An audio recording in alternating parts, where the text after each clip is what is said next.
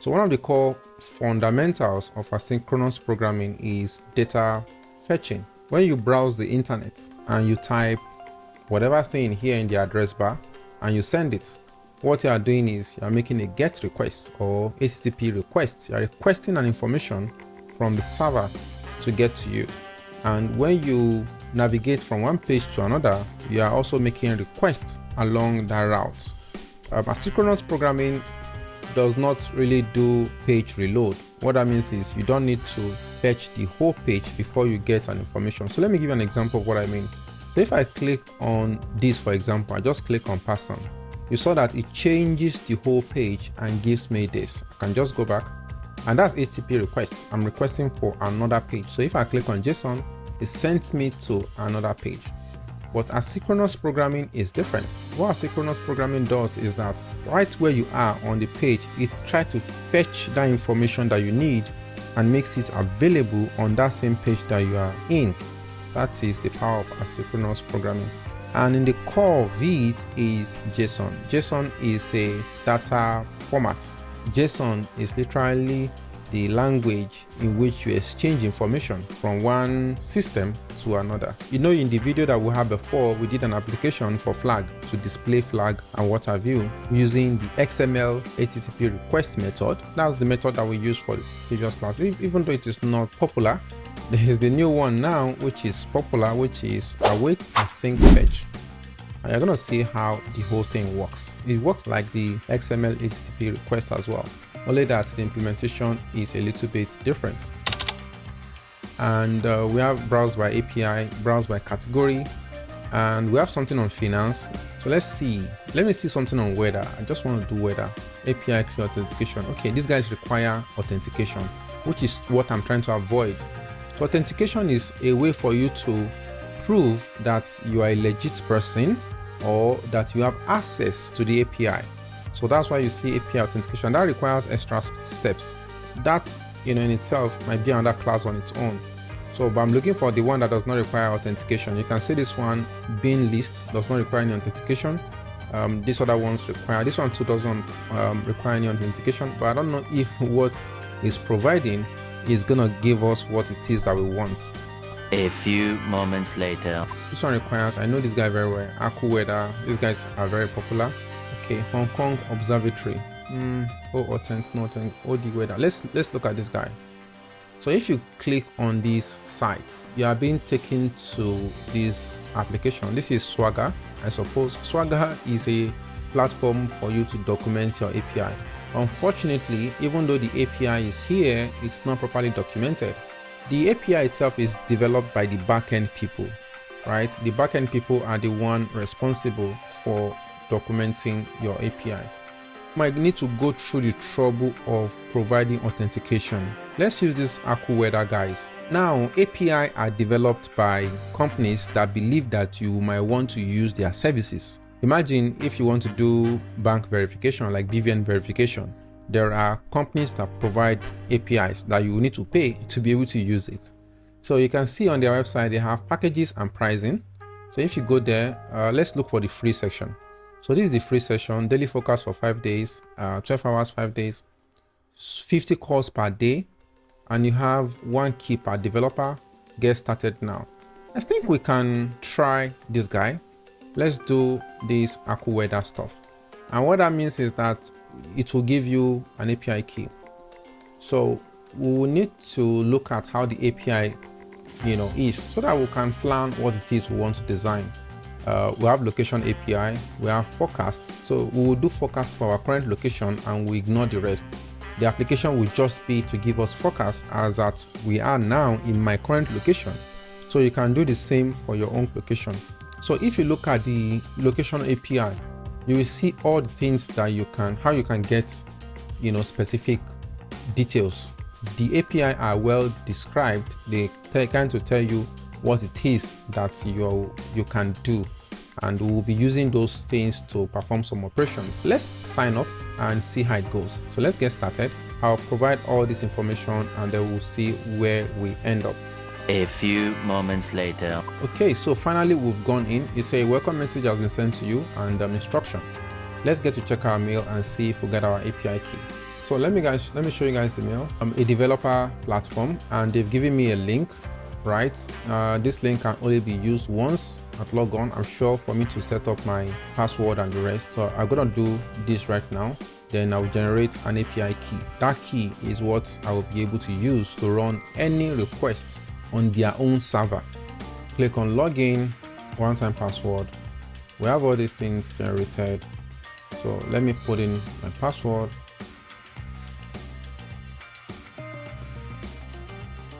I think I have everything set. I will go to my apps, which I've not built. This is general principle.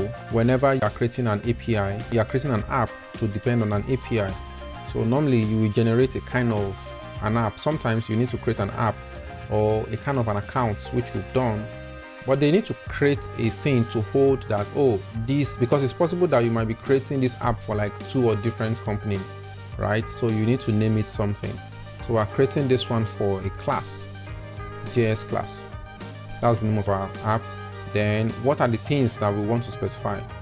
Well, products, cold weather, limited trial, multiple. I'll just pick all these things. Mobile version.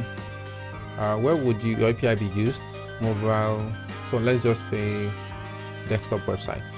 What will you be creating? Weather app now. What language will you be using? I'm sure these are for survey. You're just doing a survey. So I just put that, and our app should be gearing up to create. Like I said, the intention is for them to give you a key. So this is it, guys. This is where we are all coming out. This key.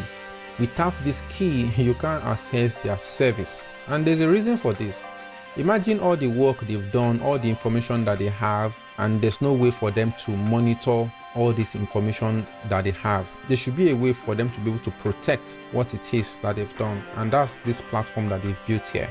So this key is what that is tied to my account that can be used to do any of the things that the app is supposed to be able to do. Okay, so let's go to details. This is analytics on maybe how you are using the API, how many times the API is being called. So this is like your mini dashboard on the API. We've not built anything yet, though. We are just going around trying to figure out what it is that we've gotten ourselves into right now. The platform itself will give us a kind of documentation on how we can use their API. We just want to be able to get the 5-day forecast of our current location. That's all.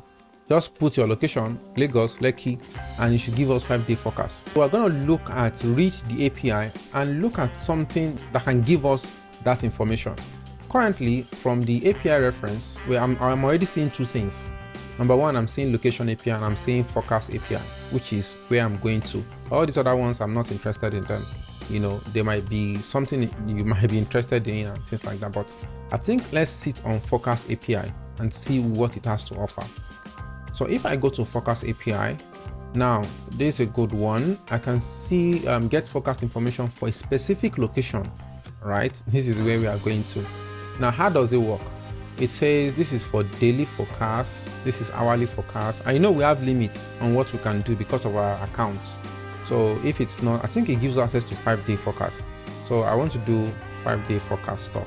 The next thing we have is the endpoints or the URL or the URI of what you will put in to give you the information. So if you type in this to your browser and you put I don't know how to get a location key yet. But if you put this into the system, or if you put this into your browser, you should give you what? These details. It might not give us as it is like that. We might need to do some fine tuning. If we can't run it on the browser, it means there are some things we need to pass across as a parameter into the URL to give us this information. So, and that's why we're here to learn all the requirements. So this is what it says. We don't need to read all these things. We already assume what it's going to give us. The thing now that is new here for us to figure out is the location key. How do we know the location key? I don't know. So let's figure it out. So let's figure out how to get the location key. No information here on telling us what the location key is. Let me see if there's anything here to give us that information. Return daily forecast data for a specific location for searches require a location key. Please use location API to obtain the location key. Very good. It has given us an idea how to get what? How to get the location key. So we need the location API to get the location key. I'll keep this page open and go to another tab and click on the location API. Now the location API also needs some other information. Here it needs country code. So we're going to want to get location key of where we are. That's Lagos. So this is what we might end up using. Search by city. Text. This is also text search. Okay, so let's go. You can also search by IP address. That's interesting. So let's see this one. Search city search. So let's read what it says. Returns information for an array of cities that matches the search text.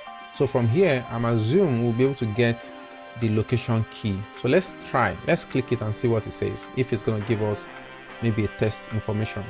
Now, what we are presented with now is our ability for you to make a request to the server. They've given you an interface to be able to do that and see your result. This is the form that's requiring us to provide the API key. You remember that thing we went to register, very important. And that's the only information we need to provide. And then we can then provide our search. We're searching for Lekki or so. We'll see the result it will give us when we search Lekki or Lagos. Let's go and see, pick up our API key. We have our API key here. And we come here, we'll put it here. And we can search for Lagos for starter. So other things does not matter. Of course, you can put other information if you want to filter by whatever it is that they want you to filter it with. Then if you click send this request, our result should come under respond. So I'm sending this request and good, we have this response. So it's saying unauthorized, API authorization failed. So see that we're getting something wrong. Something is wrong somewhere in terms of our key. Our key might not be a valid key. We've provided everything except it's not approved, or we can't use that particular endpoint. So another thing we need to see is that I think it's giving us minute cast limited trial approval. So I hope we've enrolled for the right products. That's another thing though. Let me see, or rather for the right products. Let me check this one very well to make sure that we are enrolled for the right product. So I would say AccuWeather app, but none of this was selected. I don't know why it's not selecting it. So now I just select AccuWeather app limited trial.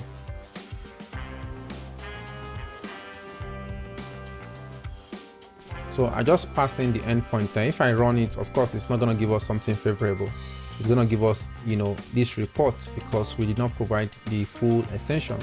So we can then provide Q. Q means we are searching for Lagos. Q is for our query. I learned all that from what we saw. The next thing is to provide our API. So I'm going to put the API parameter like this. API, and we're going to copy our key and go to where we have it tested. Then instead of having the old key, we put the new key there. Fingers crossed. It's working now.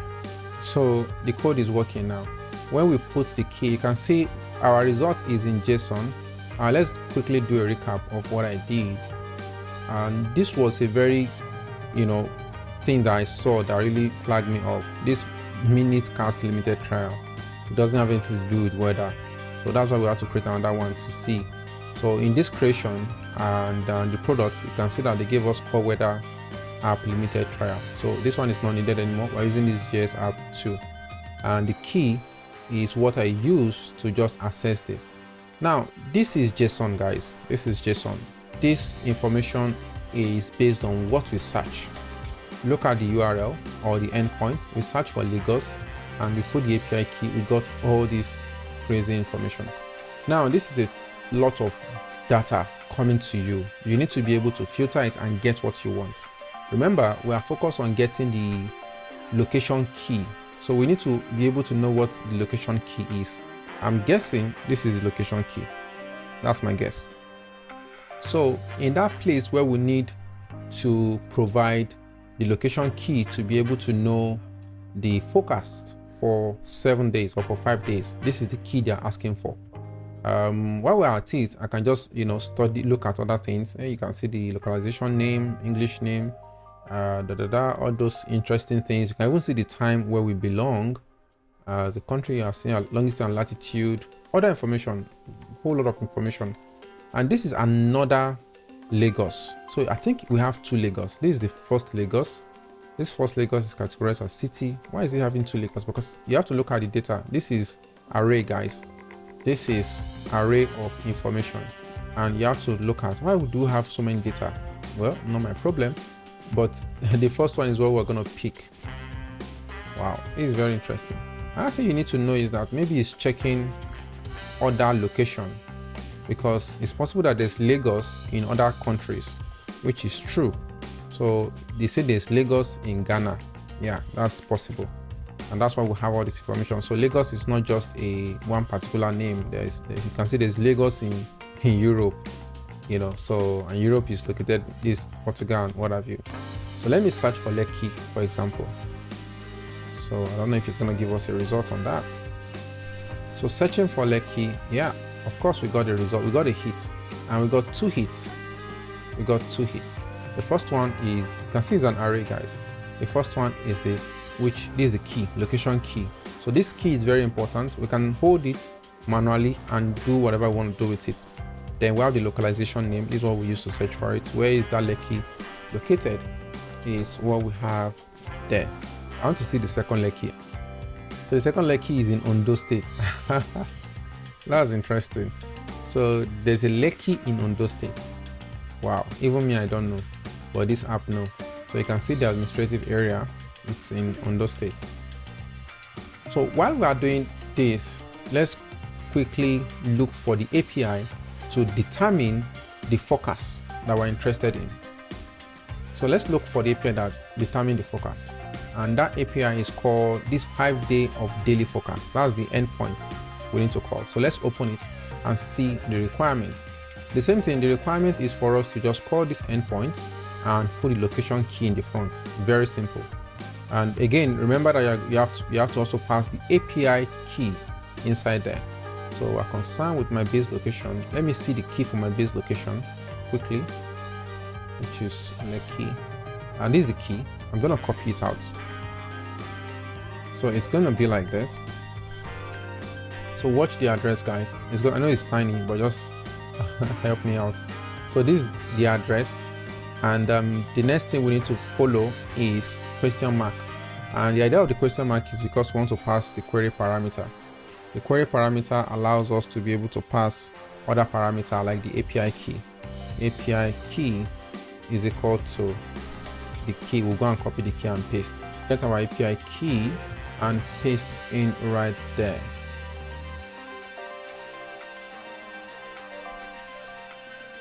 So put in our key there. And what do we have? We have this wonderful result. So you also need to be able to study the results and determine how you are going to place your data. You know, this is your JSON. So your JSON is what is going to determine how your UI is going to look like. So this is the result for Lekki location. Then we have daily forecast. So we can start from day 1. This is the date. You can use that to pass to the app you are doing. This is the date. I think they also have the date in number, because it's possible that you might not be able to use this date. So they're just making it in such a way that you can also use the date in number. This is the day. They also help you with the type of icon. You're the one that will do all these things yourself based on the design. You know that will determine the kind of design you are going to put. All this icon now, as they have names, it will determine how your app will eventually look like. When you say it's rain, then you have to put a raining icon and what have you. If they say it's going to snow, of course it doesn't snow in Nigeria, you should put something like a snow. So this is how they build all those apps. They build them with all this backend information. It's the information that you have here that will translate to what your UI should look like.